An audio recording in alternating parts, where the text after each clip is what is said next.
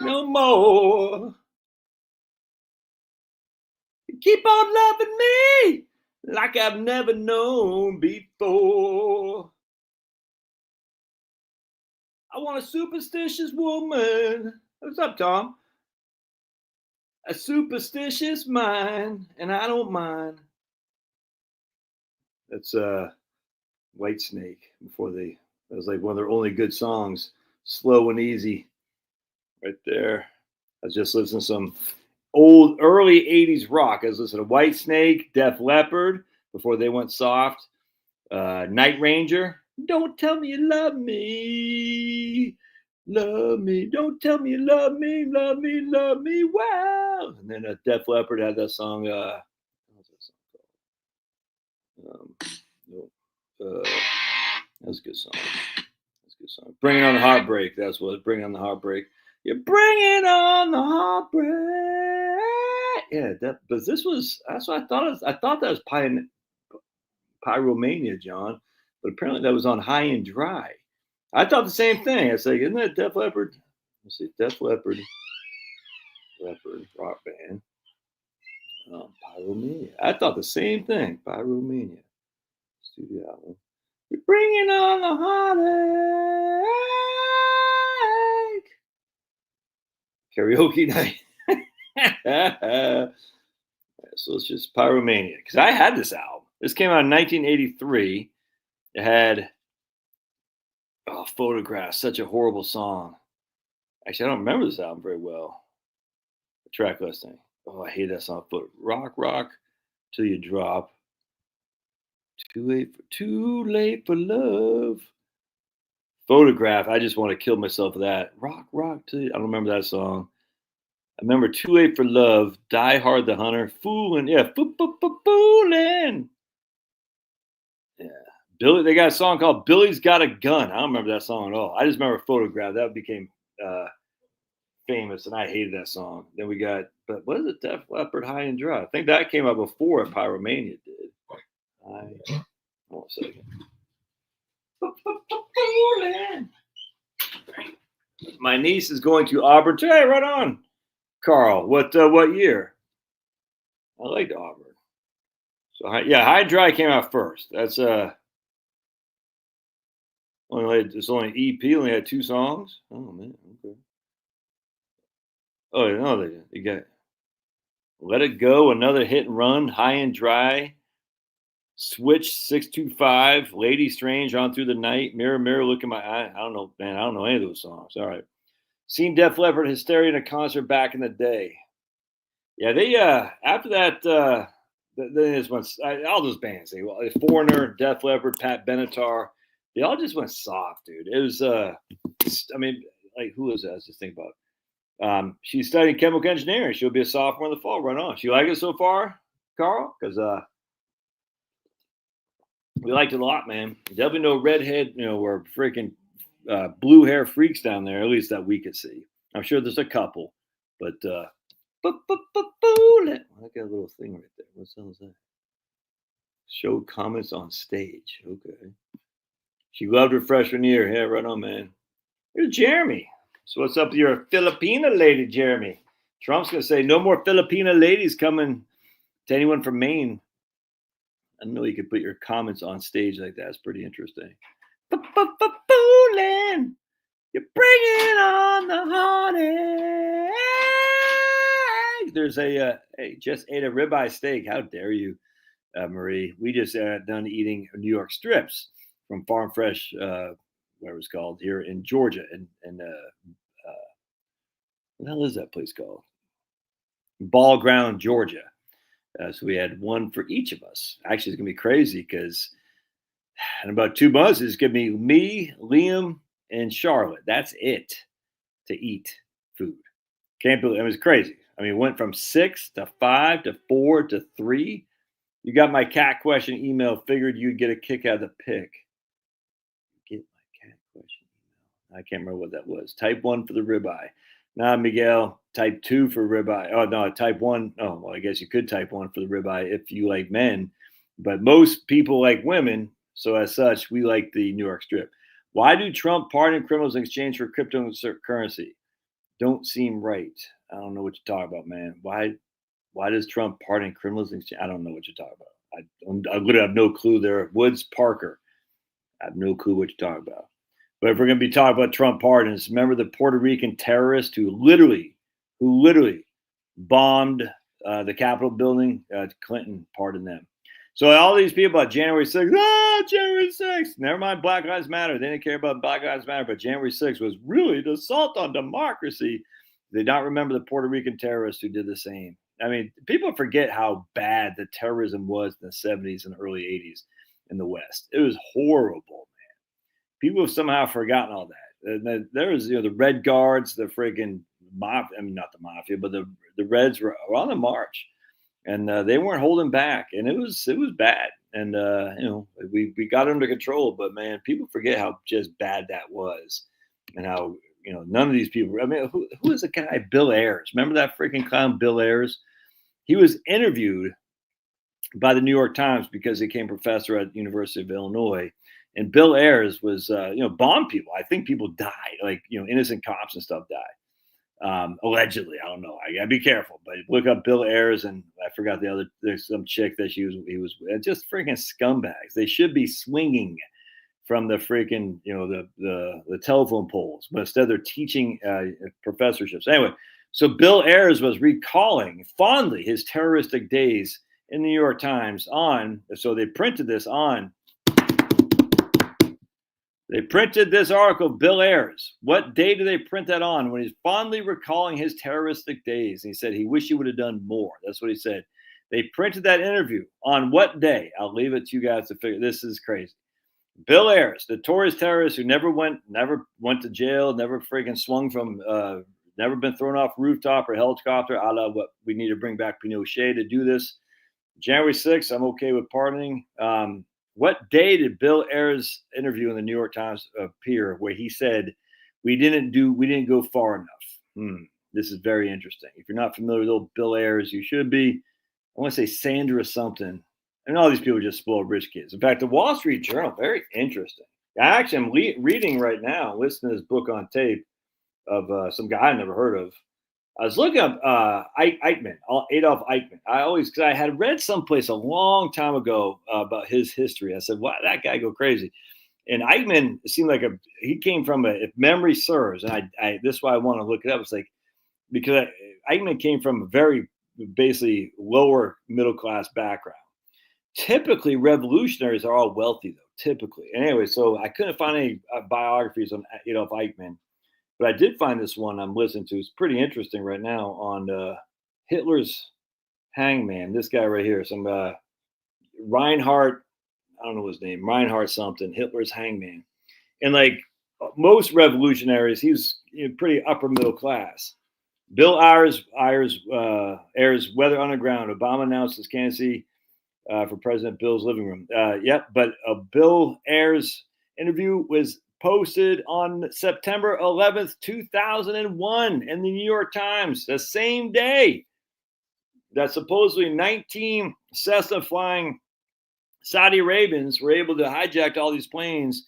The same exact day, Bill Ayers interview that he said we didn't do enough terrorism essentially was published on the New York Times. Kind of crazy. Anyway, so yeah, Bill Ayers is a scumbag. Anyway, the point being is he's a rich guy. All these guys are rich guys. So as listening to Hitler's hangman, Reinhard, I forgot his last name. I'm not that big into. A lot of people love the World War II stuff. I frankly find World War I much more fascinating.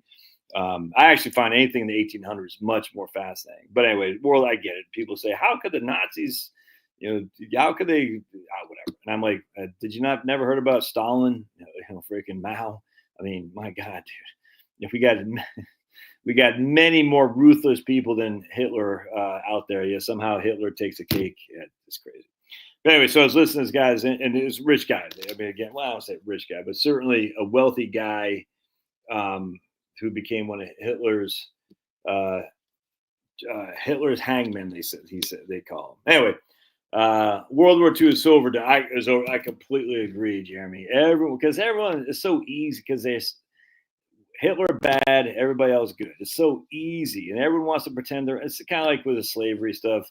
The abolition is good, everybody else is bad. There's no what's the word I'm looking for? Nuance in this stuff. And oh my goodness, you're an apologist. No, no, no. There's more to meets the eye. It's not a fault. It's not a dichotomy. That's either this or that. There's more to meets the eye. And you throw in something like in the war between states, you throw into what tariffs had to do with it and all that. And Lincoln would anyway. The whole point is just it's so easy with Hitler. Hitler bad. Everyone who loves Hitler is the evil scumbag, and forever she'll be sounded out. And yet I love communism. You're like, what? Okay. Shared your channel with my brother today. He's moving to a self-directed account. When I asked him what his wrist tolerance was, he said no idea. Yeah, he definitely needs to know what his wrist tolerance is. I'd say, hey, man, I just always tell him 2008, Jim, tell your brother, Bill, say, Bill, 2008, S&P 500 was down 37%. But from October 1st, 2007 to March 9th of 2009, it was down 57%. 57%. Could you handle that? All right. That means for every $1 million you had, you were sitting on $430,000 18 months later. That's a pretty big drop. I don't care what anybody says. Just hang in there. Just hang in there, dude. I'm telling you, man, all these idiots. On top of that, you're also pulling money out. All right, here's my man Woods Parker, who's an anti-Trump guy. Let's see what he says. If Trump is paying down the national debt, why throw himself a parade with tanks tearing up the streets to the tune of come on, man. Come up with something. Just come on. Liberals, try harder. Why is he through? This is so boring. If Trump is paying down the debt, why is he through? Come on, liberals. Oh, it's like right out of freaking central casting. If Trump is paying down the debt, why is he doing this, that, the other? Oh my goodness. Oh my goodness. Scott said he wrote it down and wrote it up. Yeah, but it's different if you wrote it down and wrote it up while you're still working. It's a whole lot different when you're retired and you're pulling money out. I like post-World War II history, specifically France and Indochina war. I'm not familiar with it. Oh, you're talking about the Vietnam stuff that went into France and Vietnam. That's interesting.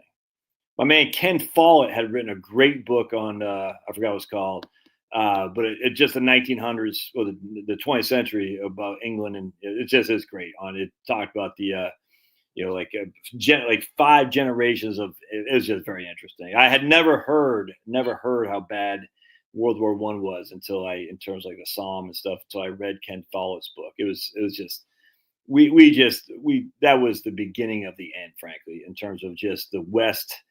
And so what happened was the West lost their sense of superiority because of the butchering that went on in World War I. Then Hitler came along, supposedly to benefit the white race. I don't buy that for 2 seconds, but be it as it may. And of course, he killed more whites than anyone could. I mean, other than the commies. I mean, he just did more against white. So the idea that Hitler is for the white people, I'm like, this is look what's happened to whites since Hitler.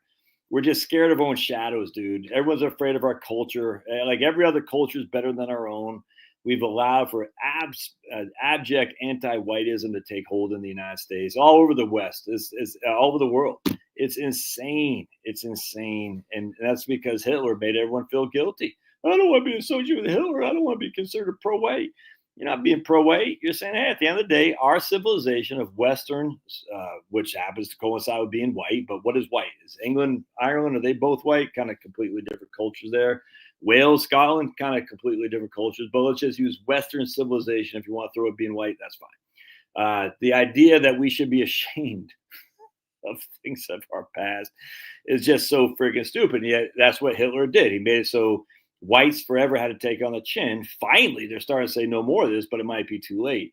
So this idea that Hitler was just like pro-white, it's just the whole thing's just so stupid. Man. Like all these guys like I'm pro-white, and I'm just like, it's just boring. It's like my man Woods Parker here, who keeps saying, all right, if Trump says tariffs don't raise prices, why tell Walmart to eat price increases caused by tariffs?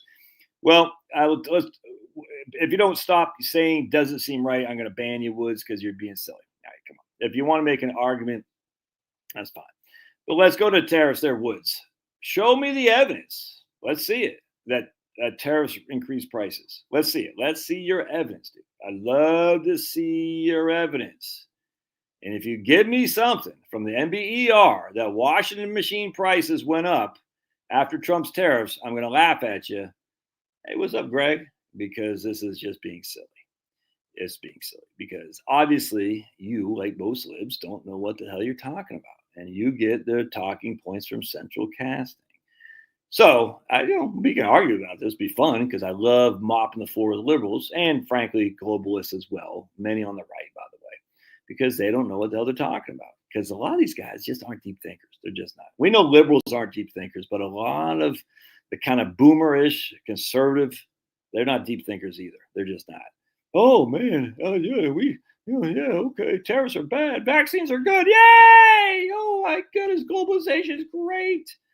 Anyway, white self-loathing, 100%. I don't understand it, dude. I don't get it. I've never had white self-loathing. When I was growing up by liberal parents, I didn't hate myself for being white, but at the end of the day, I was just like, I was a big lib. I mean, I hated the Republicans, and but long story, I wasn't like anti-white. It's just like, the conservatism, the business people. That's where I was raised on. But I was never like, oh, I'm white. I'm ashamed to be white. Never like that. Because, I knew that just growing up poor, I was like, I'm white, but I don't have anything better than anyone else does. That's for damn sure. Let's talk about Maryland's financial account deficit and counting. Maryland had a $3.3 billion deficit in counting. We had surplus when Hogan left the government's office. Well, that's what happens when you elect Wes Moore.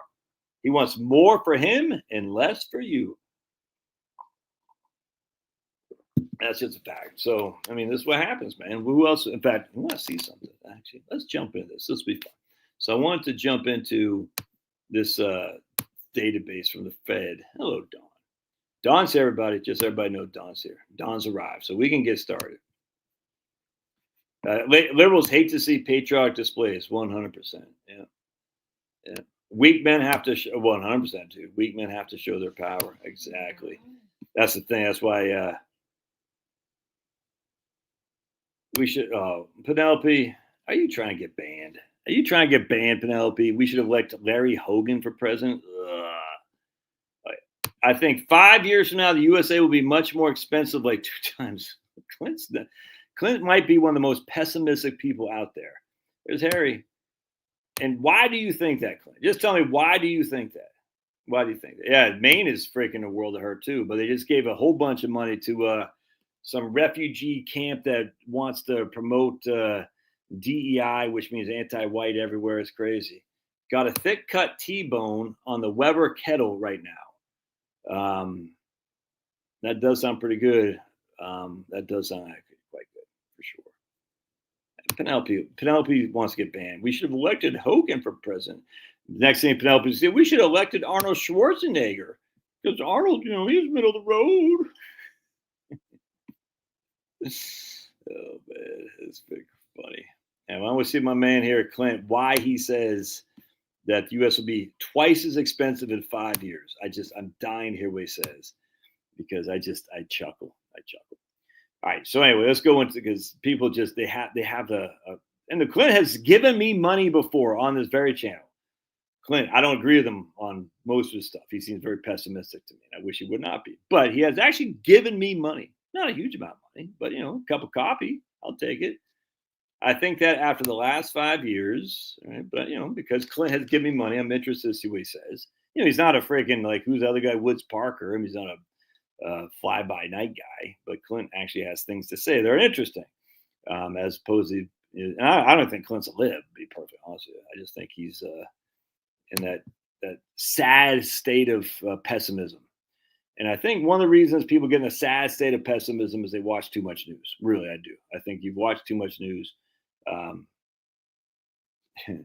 Governor West needs to do less national TV and focus more on fixing the state. At 100%, U.S. Dude, I would be advertised. Ooh, I should do that. No tariffs when you hire your old buddy Josh. Absolutely. Dude, absolutely. U.S. companies are advertising no tariffs for their products, and demand is high. People are starting to really say, I am going to pay a little bit more for U.S. products. Trump raising the deficit. How's he raised the deficit? Come on, can we just stop with the rate? This you don't know what you. Come on, man. It's a dumb question, Anna K. your question raising the debt, Anna K. It's not the deficit. The debt is what the CBO is projecting. And look, it's going to go up. There's no two ways around that. The deficit is what increases the debt. The deficit is we spend $5 million. We only have $4 million. We have a $1 million deficit. That $1 million deficit increases the debt we've already accumulated. Just get your freaking stuff right, because you sound like a maroon. And I love you, Anna Kay, but it just sounds like you're just coming right out of central casting, the Democratic playbook, and you haven't thought about this because you don't know what you're talking about. The debt is what we've already accumulated. Trump isn't raising the deficit. The debt will go up because of the perpetual deficits we've had for freaking decades upon decades. Some guy said Trump's going to add, what do you say? He's going to have a $9 trillion deficit. I was like, gosh, can you guys, I know you hate Trump. I get it. Can you just hate him with some regular ability to hate him, though? Like, you could be mad that he wants to get rid of all the immigrants. I get it. Look at my man Chuck, huge fan. Retired last week. Once I just got, look at my man Chuck. Dude, Chuck's a legend. I love Chuck. Here he is giving me another $5. He retired last. Let's say prayers, man. Friggin' Heavenly Father, we're just so happy for people like Chuck who saw the light and are able to retire with their dignity intact. And Heavenly Father, it's all, we're just stewards of your money. That's it. It's not ours. We're just stewards of it. We're just stewards of your whatever you've capacity given us to be successful here. For some reason, you've chosen us to live in the United States. May we always remember that. Be grateful for it.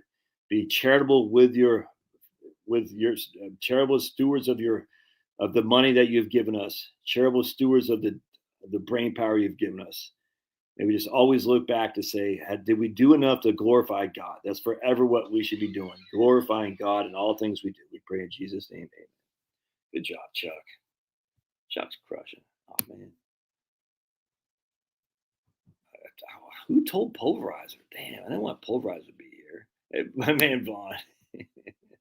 Dude, run 100%, Jim. Too blessed to be stressed. Exactly. Too blessed to be stressed. Get a load of this, Josh. I retired 5 years ago. Hey, Harry. And you got a new face. You got a new profile picture. 5 years ago, June 11th. So you got to tell us, Harry, how's it been for you, man? How's it been for you? Too blessed to be stressed, 100%. Vaughn says, can I borrow $5? All right, so here's my man Woods. Tax cuts for the 1%, stick to the poor, the regressive taxes. Okay, that's a better argument. I like that. That's a better argument there, Woods Parker. I disagree inherently, because if you actually look at tariffs, again, why can't you just answer the question? Where do tariffs hurt? How do tariffs raise prices? Oh, my buddy's got a toy. I want you to prove that to me. Prove to me that tariffs lead to inflation that hurts the poor people. Prove it. You can't, because it doesn't exist. It doesn't. All right. Where'd your toy go? Did you drop it? But that's a good argument, and there's an easy argument to say. Now, the reason the 1% get the tax cuts is because they pay all the taxes. Now, frankly, if I was governor or king for a day, I would actually raise the tax on the 1%. Actually, the 0.01%, 1%. I say, no, you're no longer getting deferential treatment on long-term capital gains. I've said this a million times. Woods Parker, you might be new here, but I think you are, and that's fine. You're welcome, as long as you don't act like a putz. And many liberals can't help themselves, just FYI. But anyway, at the end of the day, excuse me, I had a burp. I would say the top 0.01% pay more. We're going to get rid of charitable contributions, no deductions to any charity. All entities pay taxes just like a business, all of them, to include churches, 100%. In fact, this book right here was listened to. My man, author of this, says that Bismarck went after, prosecuted like 700 or 7,000 Catholic priests because they're talking politics on the pulpit. That was in the 1800s. Very interesting. So I would say no. We're not going to allow any political. It's not. We're just going to get rid of all charitable deductions. 100%. Because only rich people take advantage of charitable deductions. Very few poor people do because they don't itemize and as such. We're going to get rid of all charitable deductions. We're going to get rid of foundations where they can't be tax free because they know they're all up to evil with their very left wing thing. And I would think my man Woods Park would be okay with that. Why should but nonprofits get the privilege of not paying tax while freaking mom and pop shop got to pay tax? That doesn't make sense. Did you make up your mind, Pumpy? Make up your mind. Anyway, so I imagine my man Woods Park would agree with that. Anyway, let's keep going here. Vern says summers in Maine or Maryland are brutal. What are you talking about, man? Yeah, Trump is doing exactly what I voted for too. 100%. I freaking love it, dude. He's crushing. He's crushing all the comers. I could not be happier. I'm like, dude, Trump. Like for a liberal guy who's pro LGBT before the cool kids were, who like Kelo versus New London, who's on the wrong side of that. He's lib. Dude's just friggin' legendary, man. That's why he's a GOAT. Home prices, okay. So here's my man Clint. Home prices, okay. Well, that's an argument to make. Home prices are very expensive. I completely agree with that. 100%. You think they're going to be twice as expensive now as they are in 5 years ago? I don't think so at all. You still have to have demand. I mean, you're going to have to demand. The demand isn't there for increasing home prices twice. My man Clint says 37 trillion in debt. All right. Well, I mean, what was 32 trillion? Okay. 28 trillion. Okay. I mean, we didn't have any inflation hardly at all from 2008 to 2021, essentially, even though the amount of money in the M2 was going through the roof as well. I've done a million videos on this. So the idea that the 37 trillion is a magic number. I mean, in fact, where was that book? I was going to buy this book. I forgot where I heard it from. Talk about this exact same thing in 1968. This dude was Rickenbacker. I forgot what he was talking. It was the exact same stuff in 1968. What else does Clint say here? He says, stock market is changing, not for the good. And I'm not sure what you mean by that, but yeah, we got $10. My man Clint. Now look at him. I knew Clint wasn't a lib.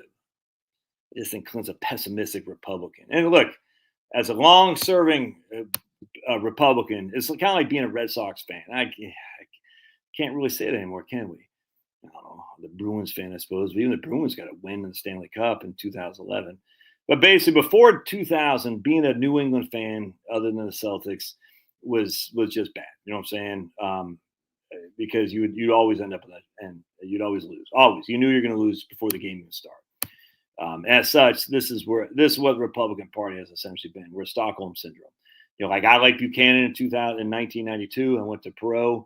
I liked Harry Brown in 1996. I didn't trust George Bush in 1992. I didn't trust freaking Bob Dole in 1996. I started off in 2000 campaigning for Phil Gramm, which was a big mistake. Steve Forbes, another big mistake. And then George W. Bush when he won the primary. Big mistake, you know what I'm saying? And then 2004, I thought for sure that Bush didn't win. We all hell would break loose, and what a clown I was. 2008, I voted for Palin. Certainly didn't vote for John McCain. 2012, I thought Mittens. I'd still knee deep in my neoconservative Republican issue, And then Trump came down the escalator. I said, finally, someone taking some of the best bits of Pat Buchanan and he's making headway. And then seeing all the right people be mad at Trump, I was like, sweet. But yeah, the home prices are a problem, man. How hard it would be to go pre-COVID spending levels? Apparently, I know that's the thing that freaking pisses me off. It's like, why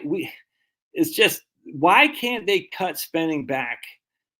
And this is the Republicans and Democrats. It's just the swamp. Like, exactly, Ron. It's like, I mean, my God, dude, you guys just freaking pulled this out of your butts, and now you're like, we can't drop it back. It's crazy to me. I don't understand. It's nuts. I just think what they got to do, they're never going to cut spending, ever. It'll never be cut. So what they should do, and this will never happen, just say we're going to freeze all spending. Military spending, frozen. Everything being froze. Freeze all spending. No more, nothing. We're going to freeze everything. Do that for a couple of years, you'll be back to even Steven. But they just, it really frustrating me. I agree.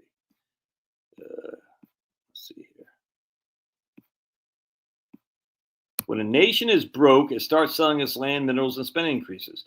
Congress is really to blame for the debt since going off the gold standard. And so we didn't have debt before 1971, there, my brother. So we didn't have debt. And if you want to, I mean, people love to assume the gold standard kept us in an even Steven place. It just did not. I love being off the gold standard. You know why? Because the gold standard put us on some massive in the 1800s ups and downs like you would not believe. Huge increases, huge deflation, depressions all the time. In fact, I think I got one. Is it James Grant here? So Murray Rothbard wrote a book on the Great Depression of 1871. James Grant had written one here, which I just was looking at this the other day. And then, of course, you had the huge depressions in the 1870s, and then massive depressions in the 1890s. I'm not going to find it on the fly here. But I thought it was over here. No, I guess not. But James Grant had written that on the depressions, and then Murray Rothbard. Oh, man. Anytime I need it, I can't find it on the fly. Oh, but I did just get these books right here at Auburn. At the library, they give books away. And this is the Newsletters to Newspapers, 18th Century Journalism. Very excited to see that. And then I got this right here, the Book of American Quotations. So they're giving that stuff away at the Auburn Library. And I'm like, oh, man. You should go by your local college library. You might find some books that they're giving away. They're like, dude, I'm not saying they're worth any money, but they're fascinating because these old books, they don't print them anymore. All right, so let's keep going here. Yeah, Japan, exactly. Japan, 100%. This 100%. Well, Japan's different. Japan has had a debt to GDP over 200% since 2014, 11, something like that. And they're still prosperous. Crazy. I know they're not having any kids, I grant you, but I mean, they'll be gone before we will be, for sure. Korea's going to be gone before we will be. Hell, China will be gone before we will be because they're not having babies. They're not pumping them out. But Japan is still running. Yep, I cannot agree more. It's just every time I hear this, Japan. Well, Japan restricts immigration. Okay. So it's immigration, because restriction of immigration is what allows them to have a high debt to GDP. It's so stupid. Well, they're different. I got all kinds of people give me money. Hey, right on there, Don. Don gave $4.99. Look at you guys. Very friendly crowd here. All right. I have to start shaming people who don't. Hey, we got my man Brian the Fly Fisherman Dish. Josh has stayed away from the lake. Pulv is dining to talk with a riffraff. Let's just be happy for what we get. Hey, look at my man Michael Lewis. 1 week shy of 2 years retired. Man, that's freaking awesome, man. Harry says he never regrets it, having fun and getting stuff done. Yeah, I bet Harry's freaking out there crushing. If they raise the SALT deduction, that would bring. Why would raising the SALT deduction bring back the AMT? I don't get it. I agree. I think Social Security, they need to raise it. And if I was a Republican, I'd say, how do we appeal to our base to get more votes in? Well, you buy up, see, like Trump's doing with the steelworkers. I don't know if this is true or not, but I just read it briefly. He's going to give a $5,000 bonus to steelworkers or something like that. I don't know the validity of that, but I said that's how you do it. Yeah, it's Republican. Yeah, I agree, because this is what happens when you freaking gerrymander. The Democrats got some crazy people. The Hank freaking Johnson. That Guam's going to tip over. The Democrats got some real stupid people in their party, unequivocally. And as such, they're not going to come to the table for because they know they're never going to win Senate seat. They're never going to win because the Senate is non-gerrymandered. So they say, I'm just going to keep my House seat. Then I'll get primaried by some Looney Tune AOC type. You know what I'm saying? And the Republicans got idiots like that guy Randy Fine or something like that. It's just, we got enough idiots on our side that if Republicans aren't in the business of doing the bidding of Israel, Then the Republicans, they say you're anti-Semitic. You want Iran to, I don't know what the hell ISIS. The whole thing's just so stupid. Yeah. Well, you might act like a douche, but you are a douche. Raising the taxes doesn't fix the problem spending. No, the raising the taxes, what it does, it fixes the problems of these companies or these people, these ultra wealthy people having obscene ability to escape the taxes and then turn around and use that money to do bad things. That's just a fact. Rockefeller Foundation, Ford Foundation, the list goes on and on and on. On top of that, I was reading my man Andrew Biggs. So apparently, Yale University, they had a freaking a play where the lady said, who wrote the play, that we're going to murder the members of the Puerto Rican Financial Stability Board, of which Andrew Biggs happens to be part of. This is Yale University sponsoring a play where the lady's advocating the murder of the members of the Puerto Rican Financial Stability Board because Puerto Rico went bankrupt. And Yale is sponsoring that. Yale should not be tax exempt. It shouldn't be. They should pay taxes just like any corporation. I'm sorry. All these guys, they should all pay the friggin' taxes. They should all be, if they're, instead of giving away their money to charity, out of the Bill Gates Foundation, Warren Buffett, that clown, it should be taxable subject to an estate tax. I mean, it's just no two ways around it. It's not because they have this methodology to avoid it, and they shouldn't do that. They should say, hey, man, it's fantastic you've been able to accumulate that wealth. We've never denied you the ability to accumulate wealth, but instead of giving it away tax-free, we're going to take our fair share so we can fund Social Security. It has nothing to do with paying down the debt or anything. It has to do with friggin', in my opinion, the debt in of itself is a smaller potato than the evil that these guys do. So, Josh, you think the Republicans want to repeal Social Security in a separate bill so Democrats? That'd be great, Andrew. Republicans have make Social Security tax free in a separate bill. I don't think they're smart enough to do that, frankly. I just don't think they are, but it'd be sweet if they did. If the Republicans had a separate bill, we're going to repeal the tax on Social Security. I mean, that would freaking.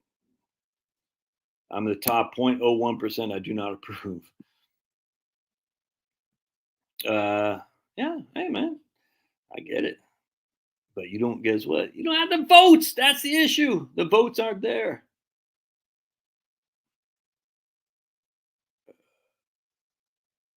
Let's see. Harvard loves Donald Trump.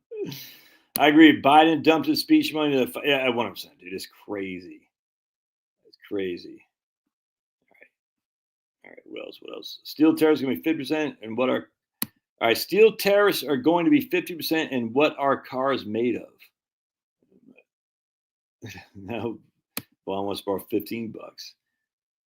I'm not sure what you're saying there, dude. So, are you saying that the price of cars will go up because steel tariffs are going to be 50%? Is that what you're saying there, Brad? I mean, literally, I'm just asking. I want to hear what you're saying. I had a feeling, old Clint, that you're a right wing. I got a sneaky suspicion you're pretty far right on a couple of things, like me. Yeah, Harry Brown was good, man.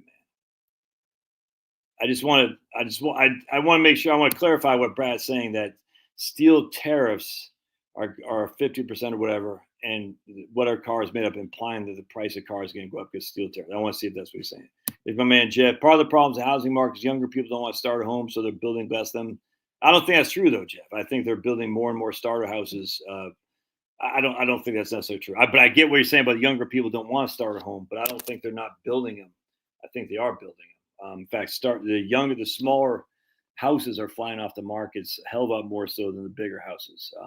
So I just think at the end of the day, the incomes aren't keeping up with the price of houses. Just not even close. And as such, the people are being priced out of the markets. It's not just because of high mortgage rates. And high mortgage rates, 7% mortgage, whip-de flip and do. That's not. I mean, my first mortgage was 7%. Some of you guys had first mortgages in 10%.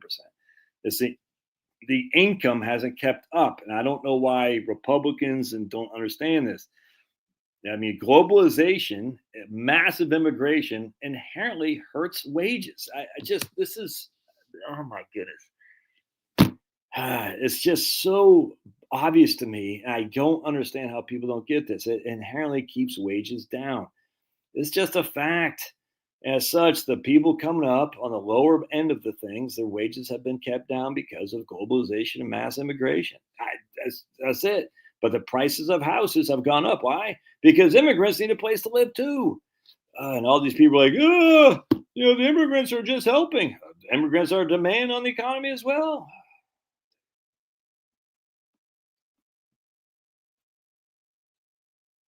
Yeah, Japanese steel was junk would bend before it broke, and U.S. steel would break before it bent.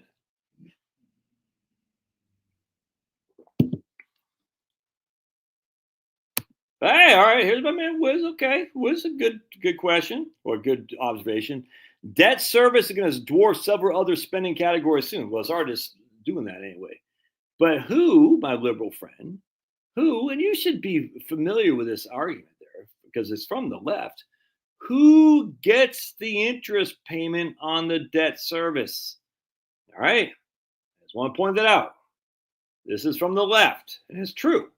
Because I used to say the same thing. Oh my goodness, the service on debt. Thinking it went to China, Japan.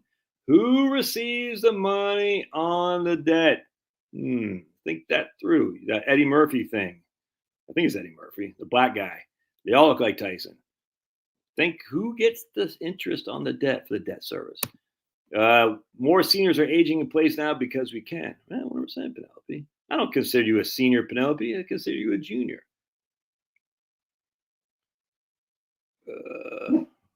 Well, we're down in. I thought this was funny. So we're down in. Okay. Oops. Both sides of the blame. We were down in Auburn, and we're passing by this brand new building in Auburn campus. It's a Shelby building. I said, "Oh gosh." So Richard Shelby, the esteemed senator from Alabama, brought home the bacon. Now he has his name on a building in Auburn University. Trent Lott did the same in Mississippi. Robert Byrd did the same in West Virginia. These guys all do it. They all bring home the bacon and they get their names on there forever. And it's such a freaking scam. So you want the money, University of Auburn, to build this new building? I'll bring home $50 million for you, but you damn well better put my name on the building. It's such a scam, dude. I hate it. I hate it.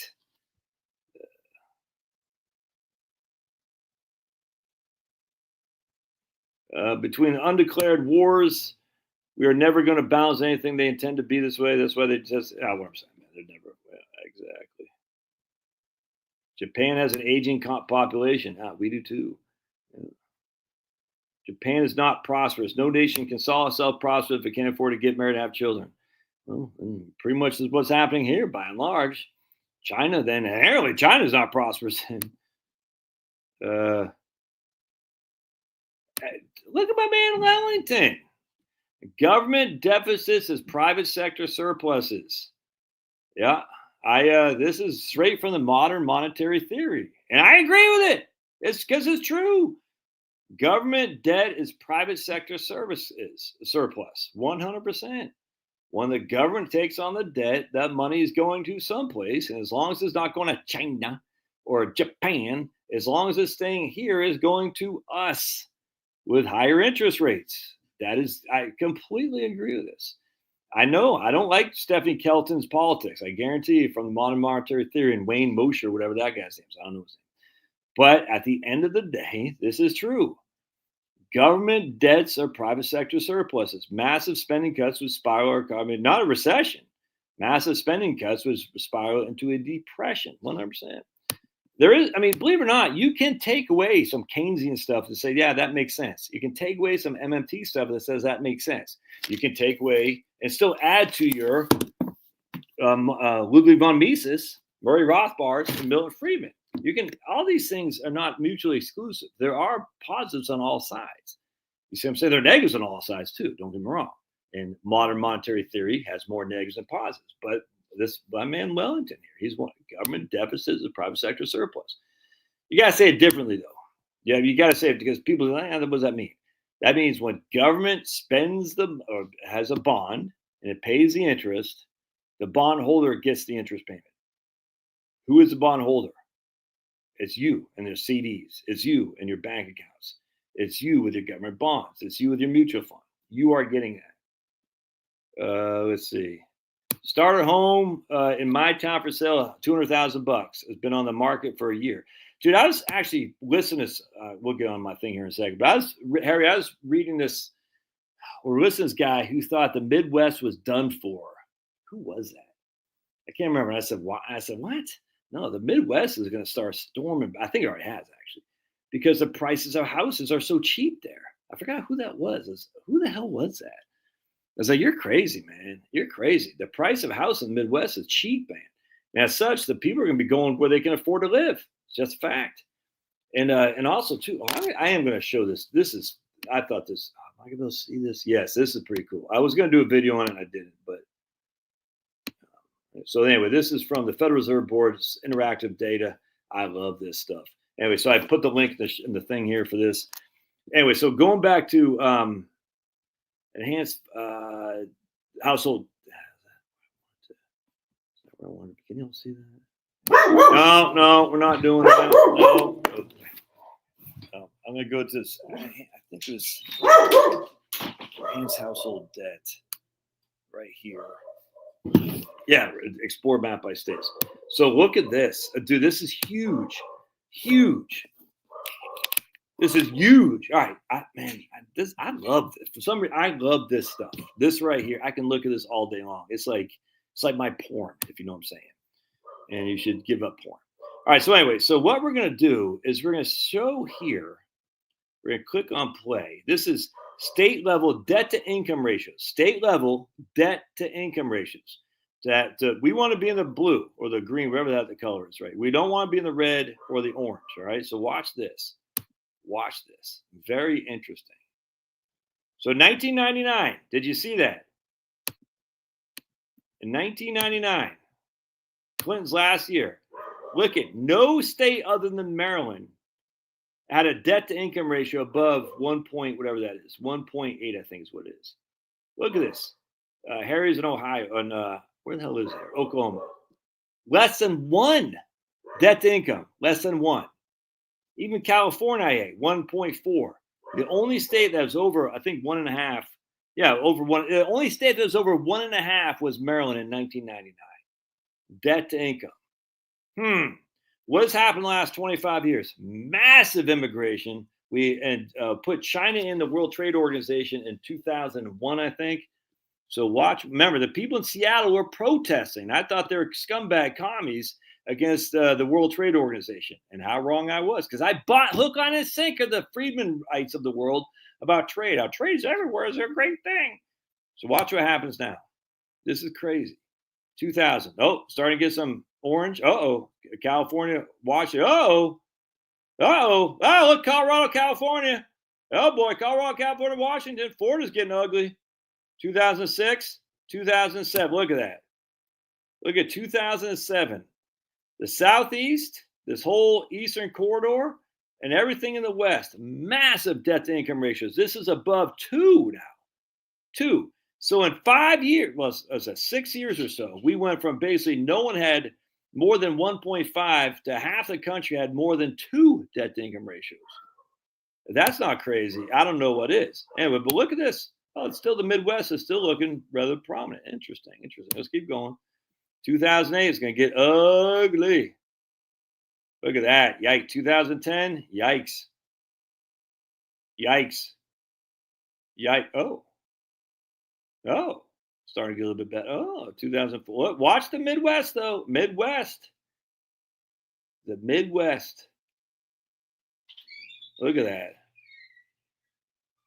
The Midwest is still keeping below 1.5% debt to income ratio. But you can see too, some of these states. Oops. There you go. Pause that. Make this go. There we go. Hey. Oh, come on, man.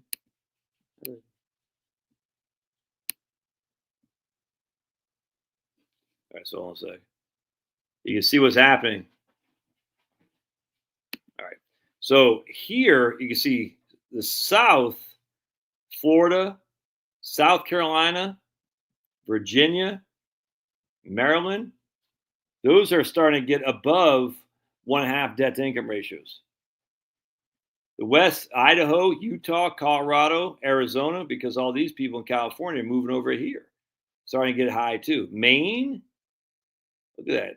Rhode Island, Not good, 1.5. But the Midwest is still Missouri, 1.27. Oklahoma, 1.2.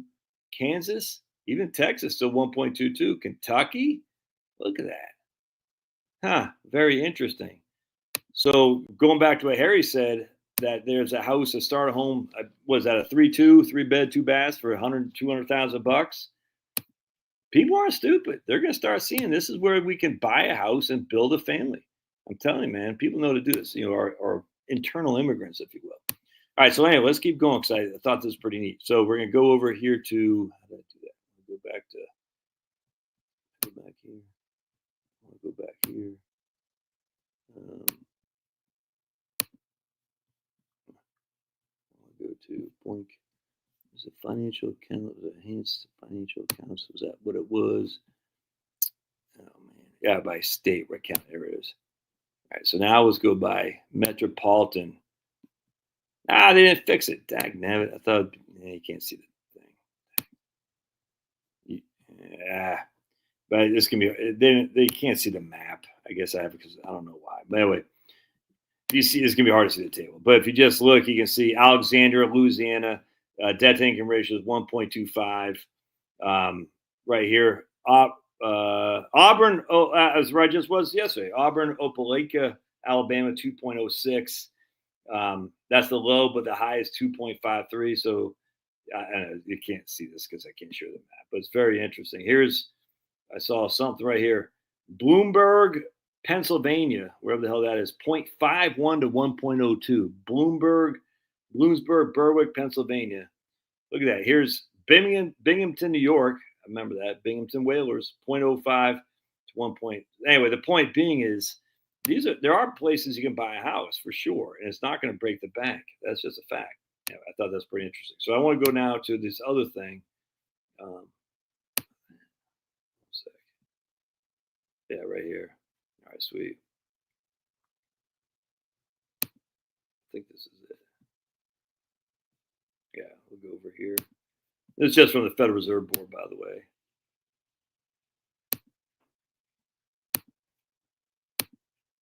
All right. So here's the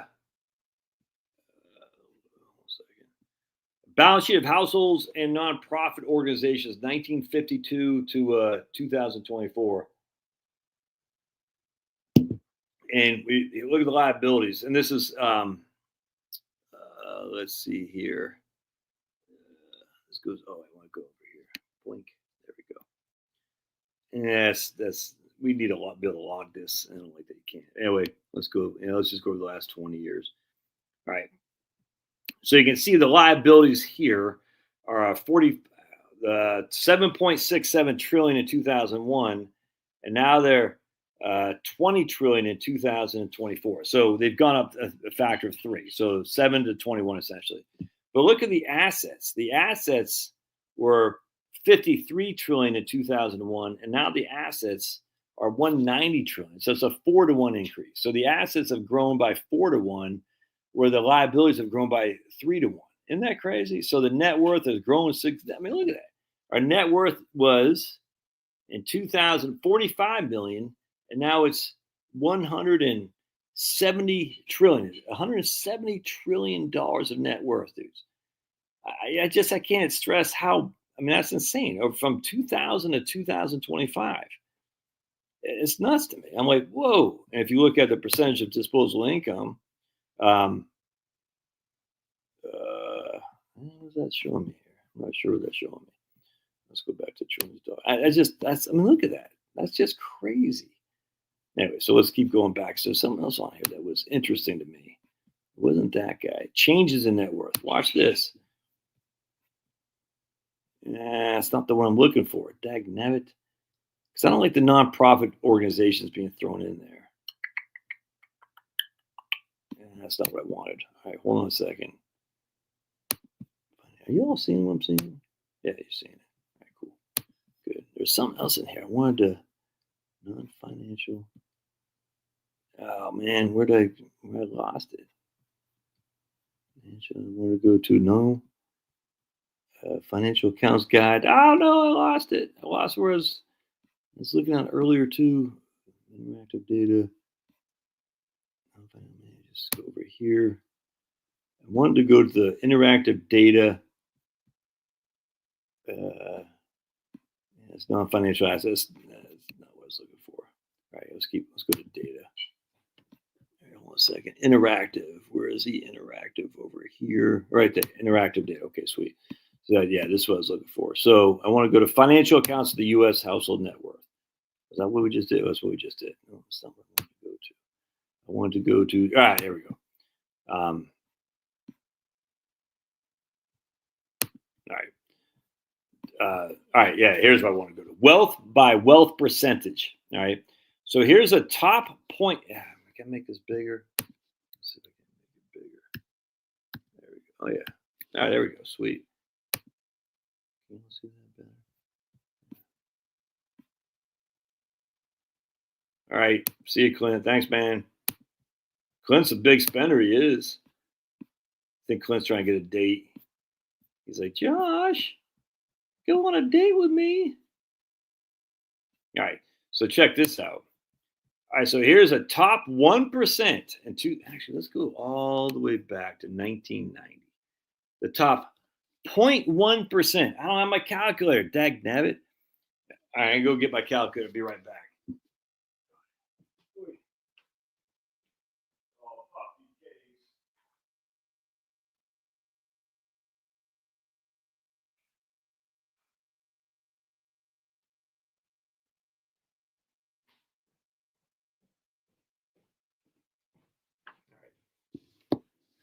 All right. So the top 0.1% had 1.75 trillion of wealth in 1989. Now they got 22 trillion of wealth. Future value. That's what, in 1989 to 2024. 2024 minus 1989. That's 35 years. All right. Oops, hold on a second. They've increased their wealth by 7.5% a year since 1989. The top 0.01%, 7.5% a year. Now let's look at the bottom 50%. Now this is where a lot of people make a mistake, I think. 0.71 was their net worth, their total wealth.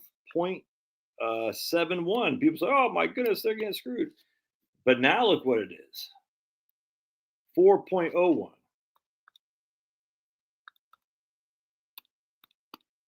They've increased their wealth by 5%. Now, not as much as 0.01%, but they have increased their wealth. Again, that doesn't hold a candle to the top 0.01%, I grant you, but still, they still increased their wealth by 5%, where the top increased their wealth by 7.5%. And the reason for that is equity markets, for sure. All right, so now let's look at the 50 to 90%. They have 7.29 trillion, 7.29, and now they got 48. They've increased their wealth by 5.5. You've seen a trend here, right? Hope you are. The top 10%, or top 9%. No, I'm sorry. The top from 90 to 99%, 7.77. Right now over here, 58.34, 5.93. Seeing a trend? And then we got over here at the top 1%, 2.91, 2, 27.32. That's the top 1%. 6.66. Pretty interesting. So what's happening here? The lowest increase their wealth the lowest. The second lowest increase their wealth the second lowest, and so on and so on. 7.5 isn't outrageous, but it is when you factor in that fact everyone else had lower. And the reason, because they got all the equities. I mean, they own the stocks. They own the corporate equities that they have. But 7.5 isn't outrageous. I completely agree. It's not outrageous. But they have increased their net worth at a percentage that's, 2% divided by 7.5. 26% a year above that of the lowest of the low. And that's significant. That's significant because we're talking compounding for that many years. You can see how much they've grown. The point being is, at the end of the day, to have a wealth tax isn't going to freaking hurt these people. I'm sorry, it's just not. But the wealth tax won't solve the debt. No, the debt's never going to be solved. It will never be solved. It will never, ever, ever be solved. Expenses, the interesting, Don, is what happens with expenses is the rich, they can only consume so much. And as such, they hoard it. And I don't mean hoarding in a bad thing. It's like being exploiting. Exploiting isn't inherently a bad thing. So they sit on it. To get the economy to grow, you need personal consumption expenditures. How do you get personal consumption expenditures? You move money to the economy and increase the velocity of money. How do you do that? Well, you got people who are hoarding it. Again, I'm not saying hoarding is a bad thing. You say we're going to separate some of that from you with a wealth tax, or at least get rid of the preferable tax treatment of capital gains, qualified dividends, or get rid of charitable contributions, charitable deductions, whole thing. I don't care how you do it. But these people have significantly more wealth that is being hoarded, and it needs to come back in the economy. How do you do that? It's just simple tax. Simple. And as such, what happens when that wealth gets sent down from there, we put into Social Security, increase Social Security benefits. Guess what happens? That money is spent. It's now being used on another cup of tea. It's now being used on another calculator. The wealthy can only consume so much. This is why you don't give stimulus checks to the wealthy, because they're not going to, basically what poor people do, they either pay down debt or they buy something with it that they've been neglecting. You don't give stimulus checks to wealthy because they just hoard it. They just go to investing, saving. Anyway, so the point being is what that shows you right there is that they grew by 26% a year above the poorest of the poor. And I say poorest of the poor, I'm just talking the bottom 50%. All right. I'm just poorest of the poor relative to here. I'm not saying these guys are dirt poor, not at all. So to say, oh, well, a wealth tax will doom the economy, it's just not true. It's just not true. That's wealth percentile. I'm not sure if that's spending on here. We can go by age. I found this is even more. Now, the age can be a little bit misleading because this is what I talked about in my last book. A 70-year-old guy today is not the same as a 7-year-old guy there. So what I like to do is show you here. In 1990, the people under 40 had $2.48 trillion in net worth. All right, so keep that in mind. In 2000, the people 40 to 54, they went from 2.48 or 2.45 to, because now they're 10 years older, to 14.88. That's over 10 years. So they increased their wealth by 19% a year, because they went from 2.45 in 1990 when they're under 40 to between 40 and 54 to 14.78. That's an increase of 19% a year. Yeah, not too shabby. And so they go from 14 point. 1 second. That's going to be our future, our present value.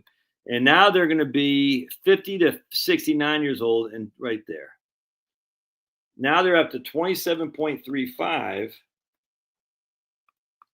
That's a 6.2% increase. So you can see right here that 1990s under Clinton and the Republican Congress was hugely prosperous, gigantically prosperous. But then it started leveling off in the odds. So now we go to 2010, and we go to 15 years at 15, and they got what did I say? 27. Now at 2000, now they're at 50.33. That's a 4.14% actually. 1 second. 2010, they're at 27.35. Yeah, okay. And then 2024, they're at 50.33 because now they're 10 years older. 50.33, and that's over 15 years basically. That's a 4.14% increase. And that 1990s was such a wealth creation, man. I mean, it's amazing because the stock market did well. It's just amazing. It's just amazing. All right, let's see. The U.S. household net worth in aggregate far exceeds the national debt. We have plenty to worry about the national debt. I completely agree. Wellington, you next thing you know, you're going to be advocating for tariffs as well because you're right there, and we need tariffs because we got to rebuild our industrial base. That's what I'm saying.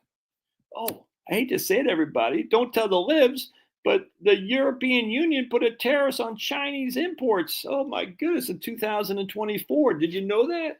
The European Union said, hey, let's put a tariff on Chinese auto imports because they're going to take over our market and we won't have any jobs left. Oh, so tariffs can work, apparently. What percent of the top percentile was there? Loads of the rich now weren't at that level back then. What percent of the top? I don't understand what you're saying. Well, you're making the argument that the people, that ebbs and flows, that some people are ultra wealthy today aren't ultra wealthy, weren't ultra wealthy back then. That's the argument I used to fall for. I did until at some point you get to essentially the economies of scale version of wealth. At some point, your wealth is so high, it's hard to lose it. And obviously, you give it to a generation behind you, you can. But you get so much money that all you got to do is put your money in a bank. You know, if you got $20 billion of net worth and you put it into banks, you're making 4% a year. What is that? 800? I don't even know what that is. 800 million a year of interest or something like that. I don't know. But I mean, at some point, you get the economies of scales of wealth that is you're not going bankrupt. That's just a fact. Now, you could make the argument, hey, if all their money is held in Apple stock or held in Amazon stock, well, again, if that's true, I mean, that's why these guys sell their shares to diversify. And when they sell their shares, what happens? It doesn't hurt the stock price. So the wealth tax proponents, of which I am one, you're a big liberal, Josh. I'm not a big liberal. The wealth tax proponents, of which I'm one, because we hear all the time, well, if you make a wealth tax, you're going to destroy the stock price. I say, you don't know what these guys are selling stocks all the time to diversify the portfolio, to buy a yacht, to buy a new wife, what all this stuff's great.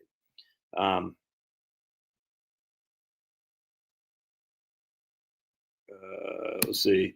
52-week T-bills paid at maturity is a good way to push those gains the following year. I retired at 50, so I have to play the AC. Oh, that's a good one. Hey, I didn't think about that either. 52-week T-bills paid at maturity.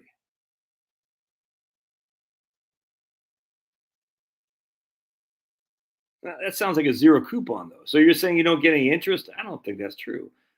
You're saying you don't get any interest off that, Jeff? It's paid at maturity. No, I don't. That doesn't make any sense. When you're rich, the money makes money. 100%. 100%. Absolutely. Yeah, I don't think that's right because that would be saying you're buying at a discount and you'll get it at the maturity date for which it'd be supposedly, could be taxed, which it would be. That's how zero coupons work. But I don't think it's a 52-week T-bill. But you could do that with zero coupon because zero coupon, you make no interest. You just get the payout at the end of the maturity, and you basically buy it for 500. It matures at 1,000. I mean, it's not. When one is smart, their money makes money. Can be rich and lose. Well, many second and third generations are rich and lose money all the time. 100%. All right, so let's keep going. I thought this is pretty interesting. That's the wealth. So how much shares?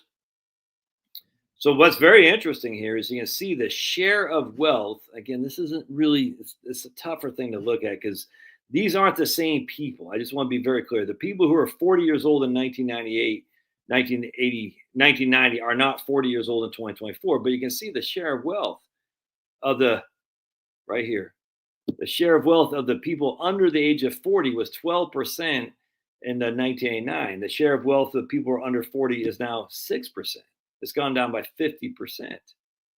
The share of wealth of the people 70 and older went from 19% to 31%, almost a doubling. So basically what's happening is the older people, the wealthier people are getting wealthier. The younger people, the poorer people are not. Just as a percentage of the share. Then you can see right here too, the people 40 to 54 share of wealth went 32% down to 20%. So what's happening is we are having this bifurcated, whatever. The older people who've got the money, I mean, these people got the money, their share of wealth is growing exponentially higher than the share of wealth of the younger people. And again, it's because the equity markets. The equity markets have jumped up so much that if you don't own stocks, you're not participating in that. You're just not. Which is not good. So I think they have, right here, real estate. So And again, so this is not good. So you can see the real estate, the percentage of real estate for the people 70 and older has gone 15%. Now they own 25% of all real estate.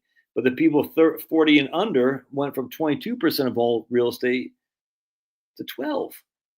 So not only are they not having equities, they're not getting houses either. And the housing is a wonderful, wonderful way. You're not going to get stock like returns in real estate, but a great, great way to build equity. And the same thing is happening here. So that you can see this leveling off, not leveling off, a dropping of the percentage of wealth among the young relative to the older, the people got the money. This is where we're getting this economy that's sliding towards those who have against those who have nots. And I just don't think you have to be a far lunatic lib to recognize that. Say, that's probably not so good. Let's see, consumer defined contribution is, I don't know if this, even here, I mean, look at this. So defined contribution plans, you can see up here, the people 70 years old, they had 2.3% of defined 401k plans, and now they got 8%. So they've quadrupled essentially. The people under 40 had 14.6, and now they got 7.9. They got 8. It's the same story. All this across the board, it's the same story. Let's go to total debt, though, liability. Now, with that said, the people who are under 40 have less debt. They had 43% of all debt back then, and now they only got 27%. Well, that sounds like a positive. I'm going to share with you why it's not. The people 40 to 54 had 40% of all debt. Now they only got 37%. So definitely a significant drop for the people under 40, not so much for the people under the age of 40 to 54. The reason these people don't have as much debt, though, is they don't have the house. I mean, they don't own the real estate. So we go back to real estate. You can see the real estate has dropped. So the real estate drops, so they don't have to carry a mortgage. And that sounds good in theory, but it's horrible in reality, because what happens when you own a home is you have a fixed asset or fixed payment, and yet your asset should be appreciating, at least with the rate of inflation. And your rent is costing more of the rate of inflation. So having a renter society is not good. And yet these people under the age of 40, that's where we're going more and more and more to. That's not good, man. That's bad. Hey, Angie. Do the rich? Yeah, well, they do. So the riches have the babies, man. I mean, that's another thing here too. Is I was just reading this other article that the wealthier are having the babies, the poorer are not. The poorer are more prone to alcohol and tobacco, and so we're getting this again, a cut into society, but the haves and the have-nots, and there's tons of haves, I'm a have, but they're becoming this again, a society that's becoming more and more top heavy. Now, obviously, it has something to do with the fact that the baby boomers and my generation is the baby bust. So you have more people inherently in the baby boomers too.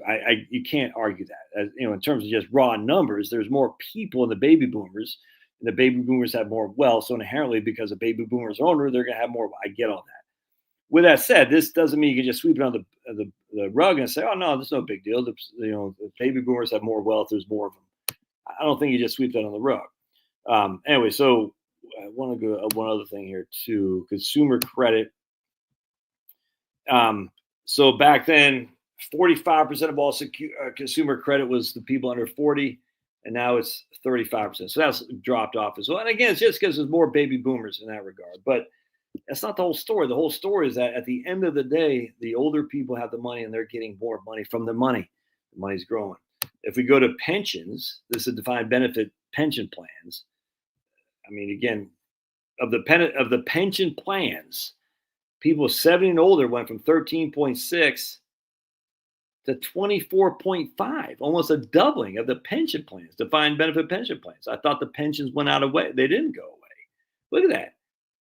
Only 13.6% of the people 70 and older had, not 13.6, only the people 70 and older had 13.6% of all pension plans, defined benefit plans. Now those same people have a quarter of it. Crazy. The people 40 and under only have 4.9, whereas back then they had 6.1. Again, another issue there is that you got to be cognizant of the fact that it seems like in some regard the deck is stacked against the younger generations. Now, I'm this generation right here, basically. I'm the 55 to 69. Not quite there, but I'm on the I'm born in 1970. The baby boom started and ended in 1964. So I'm middle of the road for the I don't know what Gen X, I guess. Am I Gen X? Anyway, I just thought that's pretty interesting. So let's keep going here and then we'll end it. I want to go to, oh wait, man, I want to go to interactive. Right there. All right, I thought this was pretty interesting. All right, so I just showed you how stuff is looking good for the older people, right? Yes, I did. Yes, I certainly did. So we're going to look at doing worse off financially, and you're going to see this right here. Adults are doing worse off than they were 12 months ago. All right, so 28, I can't see this, 28% in 2024 said they were doing worse off than they were 12 months ago, which is down from 35% in 2022. I thought that's kind of interesting. But even here, look at this. In 2019, only 14% of the population said they were doing worse off than they were 12 months ago. That's pretty interesting to me. Like, yeah. Doing okay or living comfortably. I did a video on this today. And here, if I could change oh yeah, right here. Here, 73% of all adults said they're doing okay or living comfortably. 73%. If we look at the age, look at that. Of the top people over the age of 60, 84% say they're doing well or doing okay or living comfortably. 84%. 84% say they're doing okay or living comfortably. If we look at race, the Asians are crushing, even beating us. 82% of Asians said they're doing okay or living comfortably. 77% of whites. 65% of blacks are saying they're doing okay or living comfortably. And even 63% of Hispanics. The vast majority are saying they're doing okay and living comfortably. 65% of blacks are. So you see all these people griping about that. It's like, that's not the population. That's a small representation for sure. You go to age. Watch this. Age. People 18 to 29, 66% said they're doing okay or living comfortably. 60 and over, 84% said they're doing okay and living comfortably. This is interesting. Parental status. People with kids. Parents living with their own children under the age of 18. 65% of parents with their kids saying they're doing okay or living or comfortably. Anyway, the issue is, what you want to see is what were you the year before? That's when the elections come, because that affects. If you feel you were doing okay 2 years ago, now you're not doing okay, you're going to look for a change. That's what Trump's got to make sure he focuses on. I thought that's pretty interesting.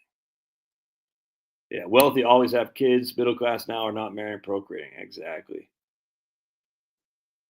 Yeah, but Asians are including Pakis and stuff too. Just FYI, I think even Indians. So don't just think it's the guys from Japan. The Asians are a broad group of people.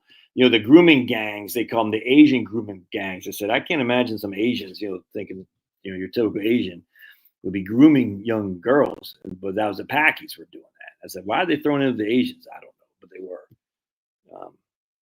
The older people take younger people to war like they always do. Yeah, absolutely. All right. So, what is the minimum fixed income rate going into retirement that you would accept? Set and forget. The minimum fixed income rate. I don't know what you're asking me, Miguel. What are we gonna do, Miguel?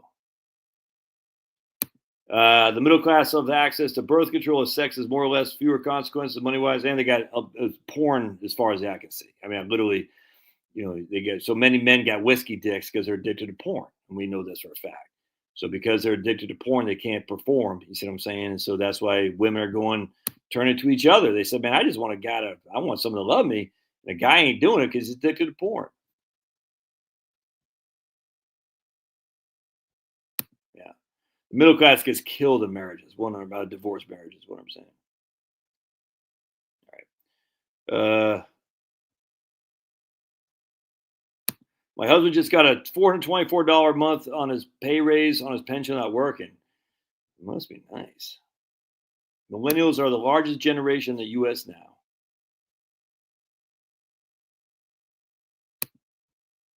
Josh, Miguel.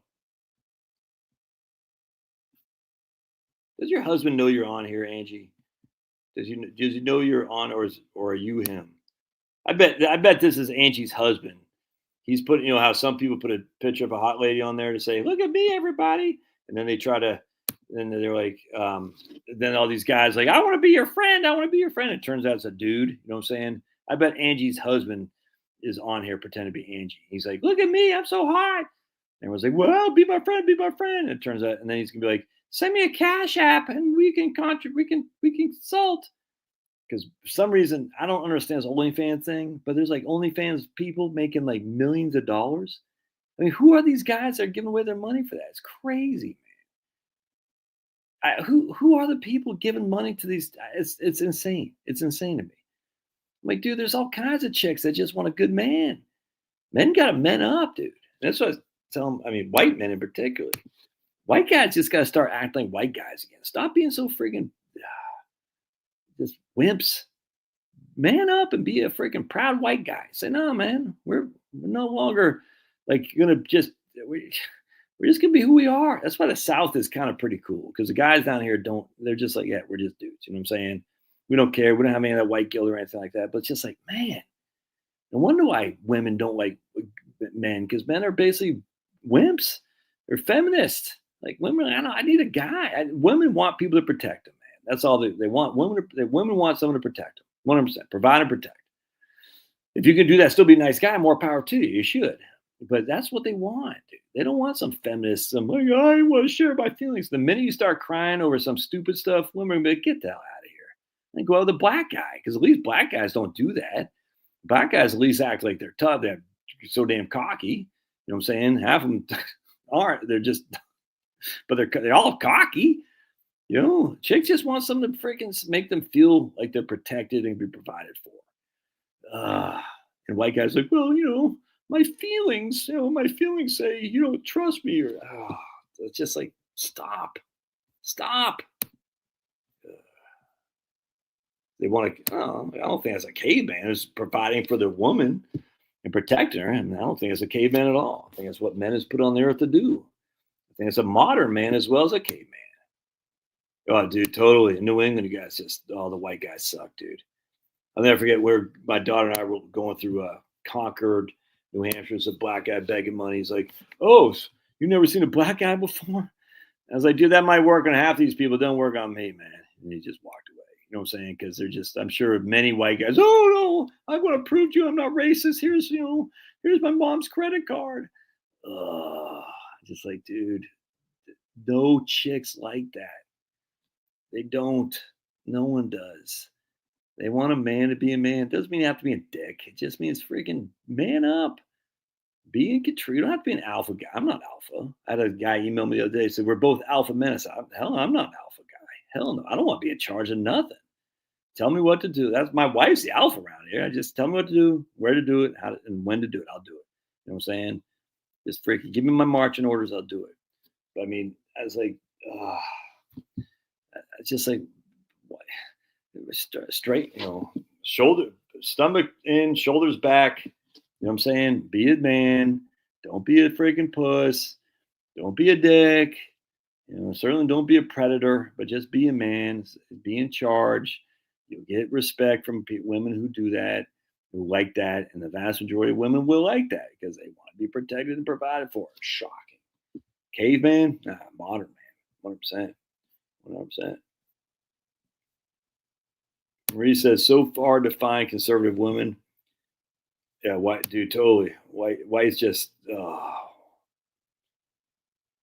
who the alpha is depends. I'm Don's wife. I like your voice. Thanks. You got to put a picture of a hot chick there, Don. Like Angie's husband. Angie's husband is saying, I'm Angie Madcat.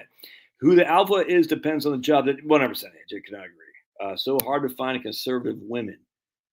I don't know, but I think one of the reasons it's hard to find conservative women is because women are turned off by what they see from men. Men are just dropping the ball. You know what I'm saying? And as such, I think but I appreciate Don. Appreciate your super chat. Just think if you're a chick out there And all these guys are out there like, oh, let me tell you about my feelings. Blah, blah, blah, blah. Then some black guy comes along. He's like, man, screw that. I got it going on. You're like, I want to go after that guy. You know what I'm saying? I just want some guy. I'm not racist. Oh, your best friends are black. Yeah, 100%. Started in the yep. Denise D'Souza did a book on that in like the late '80s, early '90s. I read that, man. It was like crazy. I couldn't believe it. I said, this is going to go nowhere fast. And I mean, in terms of ending, it's not going to be good. The feminization of men was, ugh. I don't want freaking men being scumbags to my wife either. Like, hey, honey cheeks, let me, to slap your ass and stuff. I don't want that either.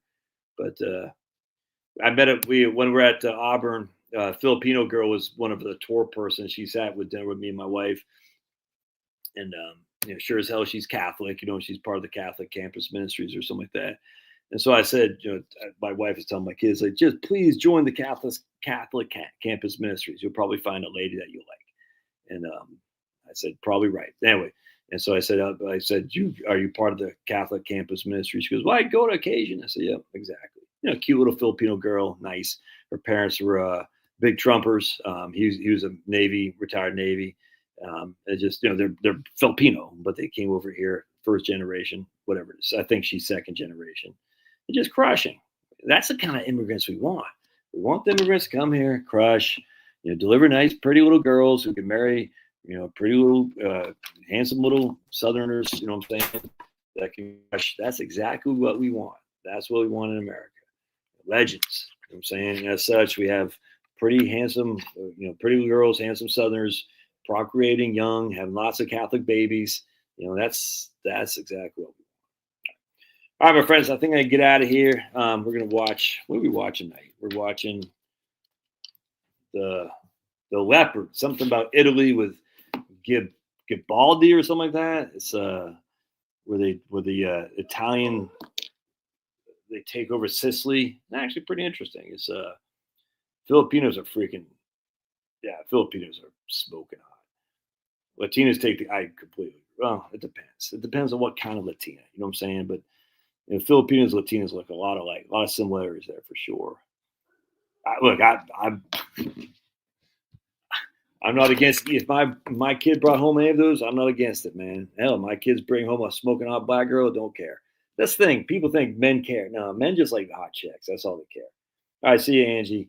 Men don't care. The chick's hot, they don't care. And this whole thing like, oh, I will never date out of my race. Like, what? The chick's hot, you're dating her, dude. You're gonna marry her if the chick's hot. A chick, I don't get it. A chick do whatever she wants. But a guy's like, nah, dude, chick's hot. You telling me freaking young Whitney Houston, you're like, I don't date black girls or something. No, you're crazy. You're crazy. And as much as I can't stand Beyonce, and I don't think she's hot anymore. I mean, she was smoking hot. Freaking Haley whatever her name is, freaking Haley Barber or something like that. What the hell's that chick's name? Haley Berry. Paradise in the Garden even was enough for Eve. Women are always malcontents. I don't know about that. Mariah Carey never did much for me. I don't like those big butt girls, dude. That doesn't do anything for me. Mariah Carey never did much. All right. God bless, man. Oh, well, Pablo says, night, night. Look at Pablo. I gave him a bath today. Hey, thanks for your money there, Miss Dawn. Maybe I'll start an OnlyFans channel. All right, so here he goes. Finally, Miguel, because Miguel can't speak English, he had to go and translate this into Spanish. If a client walked in the door and their minimum portfolio yielded X, what would be the minimum yield or rate you would accept? You got to email me, man. I don't know what you're saying, Miguel. If a client walked in the door and their portfolio yielded X, say 5%, was the minimum rate or yield or rate you'd accept? Yeah, I don't know, because I'm not sure what you're asking me, because I don't know. Email me. And Miguel, you know how to email. All right. Bikers don't care of looks because they're sitting behind you. Bikers don't care if it's a guy or a girl either, apparently. Until you get something poking. You say, wait a second, I thought it was a chick on there. I don't know if I got my measles shot fast, Eddie, but going back to what we talked about last time, I'm not sure I'm going to make it past this live stream. Yeah, I'm not sure what Miguel's saying. I think he's got to get back to Spanish English translation and email me so I can understand his thinking because I don't get it. Oh, Miguel. Oh yeah, yeah. Miguel, what's a concha? I was listening to this book on tape on the way down to Auburn. The guy, Cuban guy, was calling this his girl a concha. Is Miguel still on there? I'm not even sure Miguel's Spanish. I don't know if he speaks Spanish, but I presume he did. I can't remember. A concha. Any of y'all know what a concha is for Spanish speakers? I guess I can look it up. Let's ask. Let's ask. He called. Anyway, his girlfriend was breaking up with him. He goes, "You concha." Let's ask Grok. What is a concha? Let's see what Gronk says. A concha, traditional Mexican sweet bread known for soft, fluffy texture. Can also refer to in a different context. It can also refer to the anatomical term for parts of the ear or nose derived from the Latin word for shell. Chula means hot chick. Okay, did not know that. I know a Maricomb. I know what Maricomb means for sure. Chula. Puto. Was it puto? Is that what it is? I can't remember. All right, I'm out of here. God bless. We'll see you guys. Thanks again for being here.